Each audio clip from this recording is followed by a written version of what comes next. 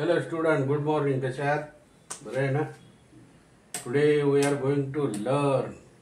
I am going to teach mathematics, math second, geometry, math first ला काय algebra carries 40 marks and math carries 40 marks respectively. Respectively म्हणतात बरं का? असं S बी 3-2 respectively असं म्हणण्याची पद्धत आहे, लक्षात ठेवा.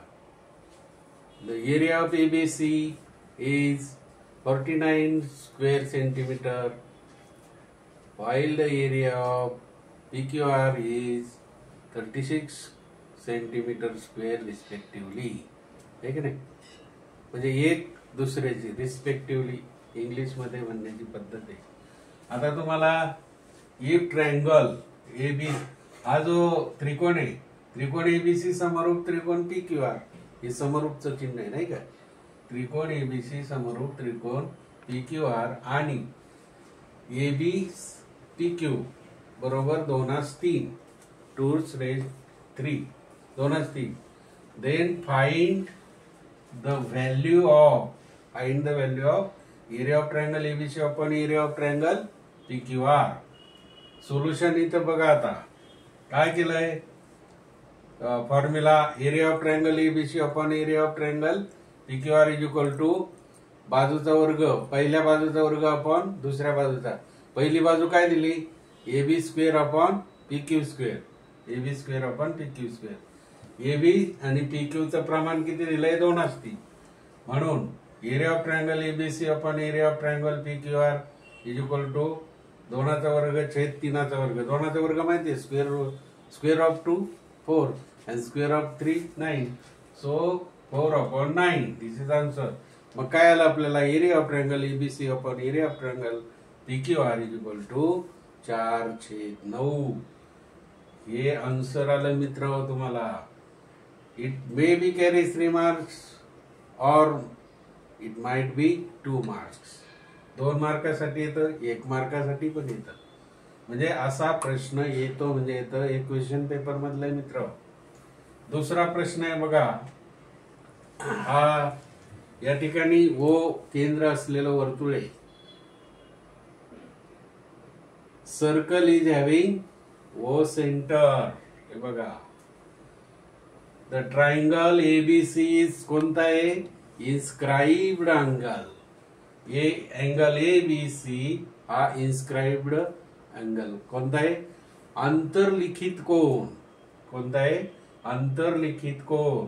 हा केंद्रीय एओसी केंद्रीय कोण आणि AXC हा काय आहे?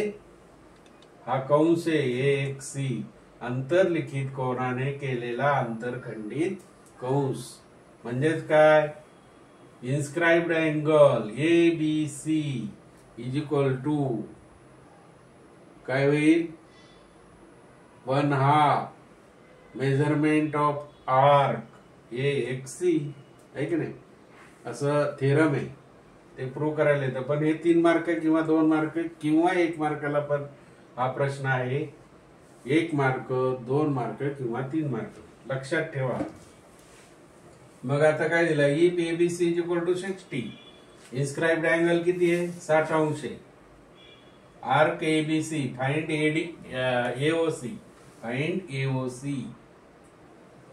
AOC. मग कसं होणार solution? Angle ABC is equal to 1/2 arc AXC. ABC बरोबर 1/2 आर्क AXC. आहे की नाही? मग आता या ठिकाणी काय होईल? हे 2 इकडे गेल्यावर M of arc AXC is equal to twice angle ABC. याच्या दुप्पट होईल का नाही हा अँगल? मग M arc AXC is equal to 2 into ABC किती दिलाय? अँगल एबीसी 60 दिलाय. आता मल्टिप्लाय करायचं. 2 0 2 2 6 12. म्हणजेच M arc AXC is equal to 120 degree. हे झालं आन्सर मित्र. आणि दुसरं काय काढायचं आता, अँगल मेजरमेंट. दुसरं काय आहे, angle measurement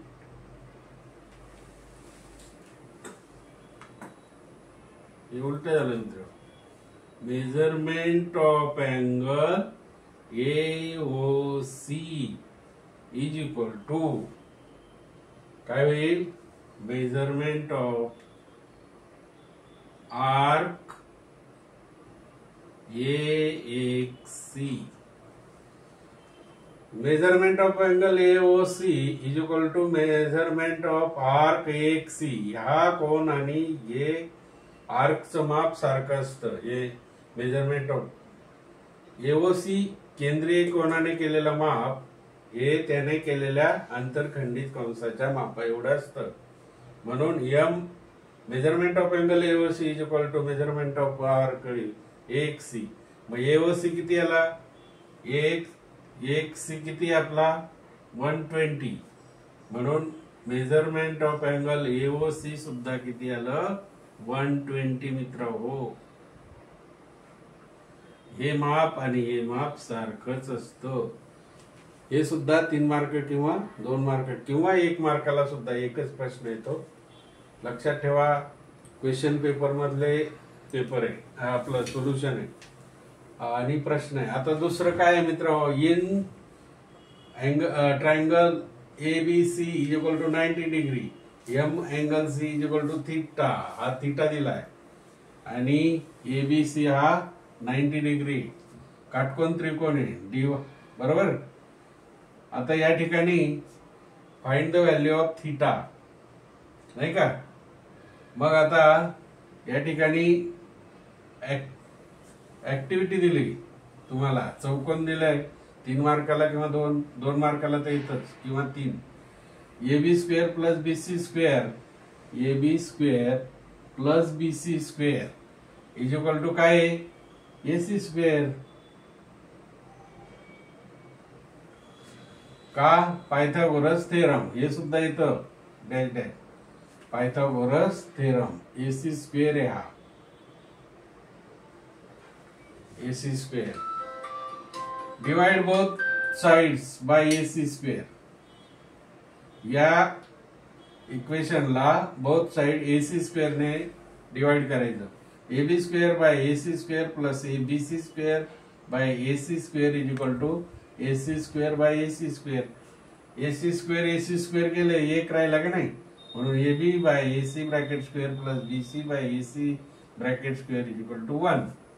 but AB upon AC, हा AB upon AC, height upon hypotenuse, उंची छेद कर्ण.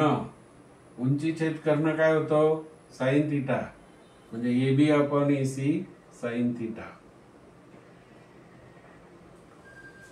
आणि BC upon AC cos theta. बरोबर. हे फॉर्म्युलेचे आपण पाहिलेले.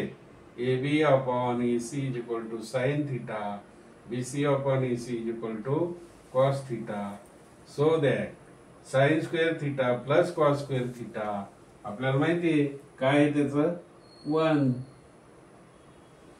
अशा प्रकारे 1 2 3 4 म्हणजे 2 मार्काला तर 100% आहे किंवा 3 मार्काला हे ऍक्टिव्हिटी देतात.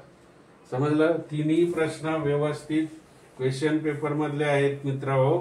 लाईक करा, शेअर करा, सबस्क्राईब करा आणि हे मॅथ नोटबुक मध्ये लिहून ठेवा, स्टडी करा, न सोडवलेले सोडवा. Okay bye, thank you.